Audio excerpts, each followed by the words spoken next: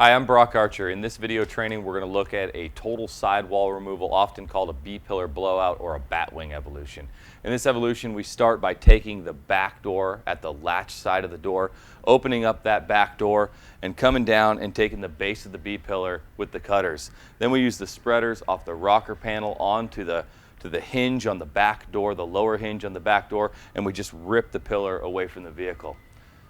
We then just go up and cut the top of the B-pillar, and then both doors are going to swing out as one unit. At that point, we can cut or spread the front hinges, and we've accomplished a total sidewall removal.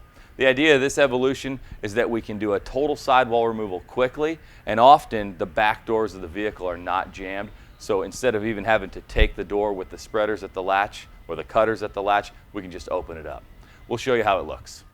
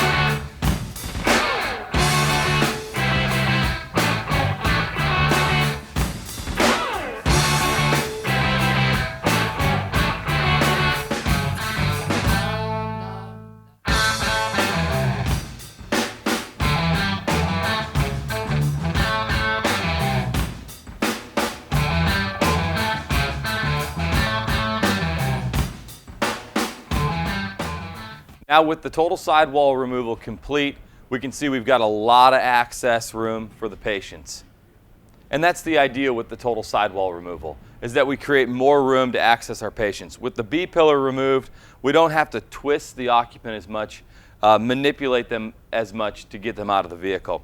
Especially in a smaller vehicle, a total sidewall removal can make the difference between really having to manipulate somebody or being able to slide them out nice and easy.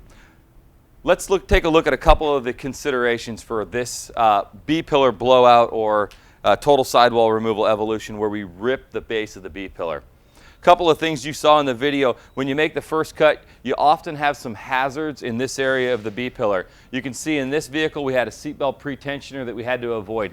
Always make sure that you pull the interior anywhere that you're cutting or crushing on a vehicle before doing so. In the B-pillar, we don't see any airbags or airbag inflation cylinders at this point. We won't find any in the B-pillar, but we will find seatbelt pretensioners, and obviously we don't want to cut into those. Another consideration is in your stabilization. If you know total sidewall removal is going to be necessary or even a possibility, incorporate filling the space underneath the rocker panel just behind the B-pillar into your stabilization. Incorporate that into your stabilization so you're ready to go to push against the rocker panel. On newer vehicle construction, we're going to see really strong rocker panels that can really support the push of a spreader.